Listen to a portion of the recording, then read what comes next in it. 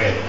Però poi quando si tratta di fare le leggi scatta il richiamo della foresta, scatta il richiamo di chi in tempi non lontanissimi voleva il disarmo della polizia e plaudeva a Proudhon, che è quello che diceva che la proprietà è un furto e cose di questo genere. E allora noi abbiamo fatto una legge semplice, una legge che dice, lo diceva mio padre a me quando facevo le marachelle, la prima volta mi diceva ti perdono, la seconda volta condono, la terza ti bastono. E noi abbiamo fatto una legge che dice questo in termini semplici: la prima volta puoi avere la condizionale, la seconda vediamo, la terza volta se sei recidivo, non dico buttiamo via la chiave come qualcuno pure potrebbe volere, ma stai in carcere molto di più.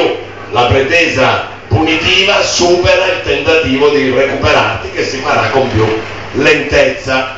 Non gli è piaciuta alla sinistra, dice che è una legge incivile, una legge che in qualche modo punisce quelli che non si possono difendere. Io non lo so se non si possono difendere, so che appena sono fuori fanno 5 rapine, 4 furti, 12 scippi, robe del genere. Non so se bisogna aiutare solo Caino, ogni tanto avere un occhio di riguardo anche per avere, come mi sembra assolutamente possibile. Questa non gliela faremo passare, ma ci stanno provando a cambiare questa legge.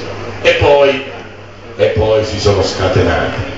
E qui voglio fare una riflessione. Qui non è di legge, perché non c'è, vedete, poi non ci riescono, una è TAR, l'altra se la tengono qui. Di quello di cui sto parlando credo che non ne parleranno più, però mi è venuta una riflessione.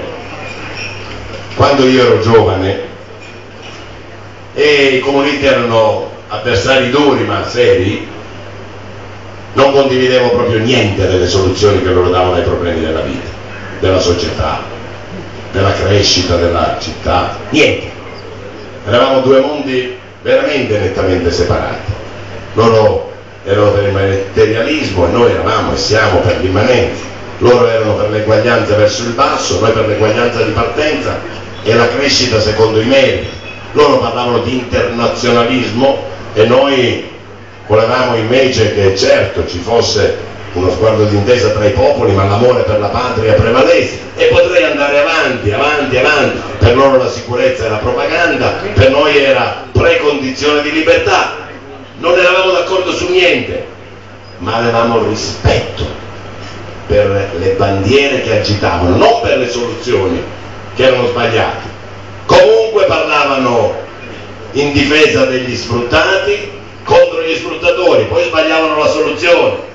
Parlavano di pace, poi facevano finta di non sapere che non c'è pace senza giustizia, ma parlavano di pace in senso alto. Parlavano di eguaglianza e poi si fermavano allo zero, ma almeno capivamo cosa volessero dire. Difatti le bandiere che smuovevano erano bandiere importanti, che riuscivano a portare in piazza milioni di persone. Poi le soluzioni, ripeto, non ci piacevano. Noi avevamo però rispetto anche per la loro voglia malsana, ma pur sempre voglia di cambiare il mondo. Io li guardo adesso, guardo la sinistra. Qual è l'unica cosa che sono riusciti a escogitare per smuovere le masse, per portarle in piazza? Pensate, dall'eguaglianza, dalla lotta contro gli sfruttati, dall'internazionalismo, dalla eccetera eccetera, dalla pace, sono passati esclusivamente all'affermare forte: venite popolo, unitevi, dobbiamo garantire alle persone dello stesso sesso l'eguaglianza con le coppie formate da un uomo e una donna. Vergogna sinistra, sei caduta veramente in basso. E lo dice uno che sarebbe pronto a scendere in piazza per tutelare chiunque venisse discriminato in ragione delle proprie scelte, anche sessuali, fatti suoi, anzi guai a discriminare una coppia di omosessuali, fatti loro. Ma che c'entra questo col fatto che pretendono di avere lo stesso riconoscimento, gli stessi diritti di una coppia unita nel matrimonio, sia esso religioso, civile, quello del diritto naturale, formato da un uomo, sesso maschile, donna, sesso femminile? E ancora di più, come possono immaginare che noi si consenta mai che un bambino o una bambina possano essere adottati da un popò o da una papà. Non lo consentiremo mai, un padre e una madre. Vedete, si sono dovuti affidare alla Binti. Di dov'è la Binti? Non è di queste parti, un po' più in su, insomma. Non lo volete, eh? Io credo che Prodi l'abbia convinta, perché sono convinto che la Binti in cuor suo non voleva presentare questa legge dei Dico. Io credo che l'ha convinta, l'ha un po' forzata, non voglio dire che l'ha violentata, dico l'ha forzata. E io credo che per convincere gli ha detto: col matrimonio ti è andato male, prova poi Dico, chissà che non ci riesci magari a trovare qualche cosa che sia di tuo gradimento. E allora è arrivata questa cosa veramente incredibile, veramente insulsa. E c'è l'ultima cosa che voglio, perché poi ce ne sarebbero tante altre, su cui sono d'accordo. Loro fermi, sempre in bilico lì, però se le cose sono contro quello che abbiamo fatto sono pronti. Qual è stata la legge quando la volevo conservare per quando arrivava Tosi? La legge che ha dimostrato che tra noi e la Lega, quando si capisce bene che il tema, come hai detto bene tu, che il tema del federalismo non è appannaggio di una parte, ma anzi è stata Alleanza Nazionale proprio da Verona che ha reso spendibile questo tema, togliendogli quella patina di secessionismo che gli era stata appiccicata addosso e rendendolo fruibile per tutti gli italiani, facendo capire che non c'è contrasto tra l'identità nazionale, tra il rafforzamento dell'esecutivo e il giusto desiderio di avere vicino a casa nostra più potere, più autonomia, più possibilità di controllo di ciò che fa la politica e della nostra spesa. È stata Alleanza Nazionale che ha accorciato la distanza tra i cittadini e un sano concetto di federalismo. E allora volevo dire proprio, quando fosse arrivato Tosi, che l'altra legge che loro vogliono cambiare, non c'entra il federalismo, è quella sulla immigrazione, che l'hanno fatta, guarda un po', firme, Fini e Bossi, o Bossi e Fini, non ha importanza, in ordine alfabetico Bossi e Fini, altro ordine non voglio dire. Abbiamo il sindaco leghista, non posso dire. Vabbè, diciamo Fini Bossi in ordine di importanza.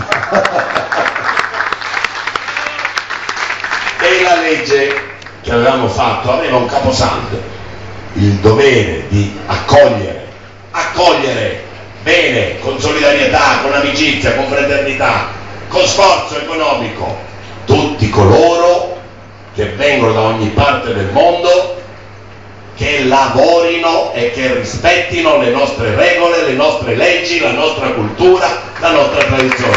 Questo è il caposaldo. La vogliono cambiare.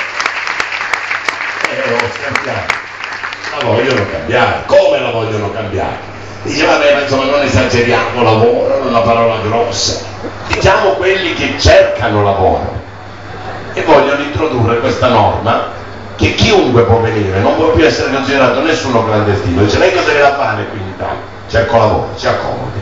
Quanto tempo posso stare? Un anno, dopo veniamo a cercarla e se non l'ha trovato gli diciamo per favore se ne torni a casa sua. Ah, grazie. Difatti dopo un anno quello nel frattempo, nella migliore delle ipotesi, è disoccupato, nella peggiore delle ipotesi non ha mai cercato il lavoro, sin dal giorno dopo si è messo a fare chissà che cosa, non voglio neanche immaginarlo.